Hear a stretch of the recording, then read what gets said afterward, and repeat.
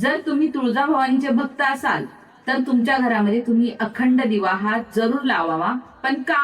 तर अखंड दिवा हा फक्त प्रकाश नाही तर श्रद्धा, सकारात्मकता आणि तुळजाभवानीच्या स्मरणाचा प्रतीक आहे. जशी ही अखंड ज्योत जळत राहते तशीच तुळजाभवानीवरची आपली भक्ती ही अखंड राहावी हीच त्या मागची सुंदर अशी भावना असते. दिवा लावताना असं म्हणायचं आहे की आई तुळजाभवानी तुझी कृपादृष्टी सदैव माझ्या घरावरती, माझ्या लेकरा बाळांवरती राहू दे आणि तुझी ही अखंड ज्योत अशीच माझ्या घरामध्ये जळत राहू दे.